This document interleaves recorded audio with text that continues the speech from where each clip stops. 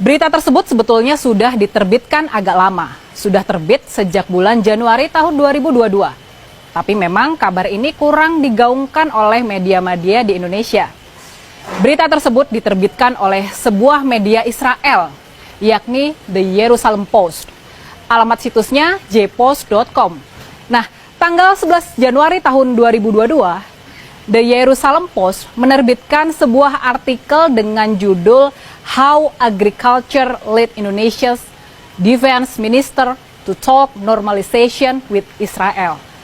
Kalau dalam bahasa Indonesianya, bagaimana kerjasama pertanian membuat Menteri Pertahanan Indonesia menjajaki normalisasi hubungan antara Indonesia dengan Israel. Dan Menteri Pertahanan Indonesia yang dimaksud dalam artikel tersebut adalah Prabowo Subianto. Dua paragraf pertama artikel tersebut berbunyi, kerjasama pertanian telah memainkan peran besar dalam mendekatkan hubungan di antara Israel dan Indonesia baru-baru ini. Serangkaian pertemuan, pernyataan, dan laporan dalam beberapa bulan terakhir di tahun 2021 menunjukkan kalau Israel dan Indonesia, negara dengan populasi muslim terbesar di dunia, semakin dekat. Ketemu lagi dengan saya, Rini Budoyo, di Hot Topic.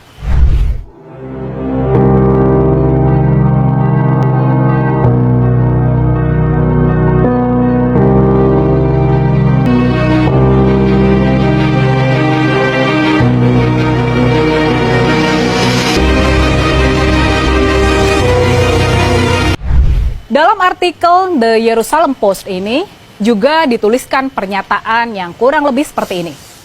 Prabowo Subianto bertemu dengan penasihat keamanan nasional Eyal Hulata pada sebuah konferensi di Manama di bulan November lalu. Dia juga terlihat berbicara dengan kuasa usaha Israel di Bahrain, Itai Takner, pada acara yang sama. Setelah foto pertemuan tersebut muncul di media, pihak Prabowo Subianto mengeluarkan pernyataan yang menyatakan bahwa dirinya tidak dilarang berbicara dengan pejabat Israel jika hal tersebut demi kepentingan nasional. Masih menurut The Jerusalem Post, Eyang Prabowo sebetulnya sudah menjalin kerjasama dengan Israel sejak beberapa bulan sebelumnya dalam bidang pertanian dan ketahanan pangan. Samuel Friedman, seorang konsultan pertanian Israel, dia ini pengusaha dan juga penasihat senior dari mantan Menteri Pertahanan Yair Shamir. Dia ternyata sudah berkolaborasi dengan Pusat Penelitian dan Pengembangan Pertanian di Indonesia. Salah satu mitranya di Indonesia adalah Eyang Prabowo. Friedman dikutip berkata seperti ini, bagi suatu negara, ketahanan pangan tidak kalah penting dibandingkan keamanan. Pak Prabowo sepenuhnya setuju dengan saya tentang hal ini.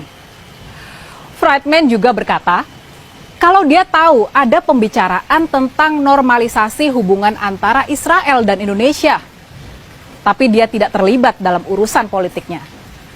Nah, sekarang gimana tanggapan kalian setelah tahu isi dari pemberitaan media Israel ini?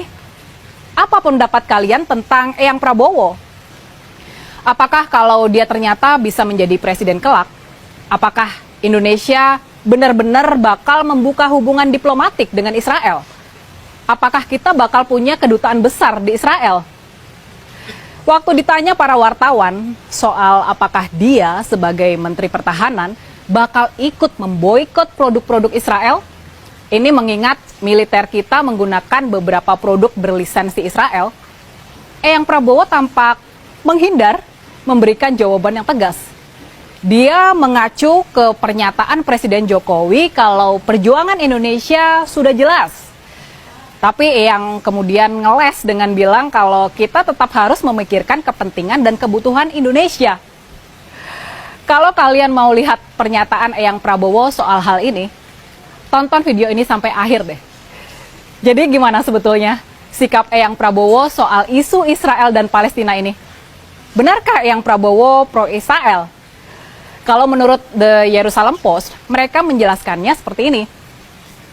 Eyang Prabowo sudah mengumumkan di bulan Oktober tahun 2021 soal rencananya buat mencalonkan diri sebagai calon presiden di Pilpres tahun 2024. Nah, terkait dengan hal ini, Eyang Prabowo juga memandang sikap terhadap Israel sebagai bagian penting dalam menjalin hubungan yang lebih baik dengan Amerika Serikat.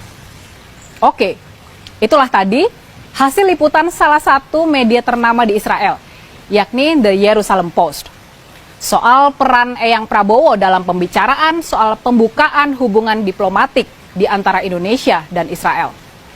Nah, pertanyaannya sekarang, ini pertanyaan pentingnya. Pertanyaannya, apakah kalau memang benar manuver Eyang Prabowo ini sudah atas sepengetahuan dan persetujuan dari Presiden Jokowi? Nah, gimana menurut kalian?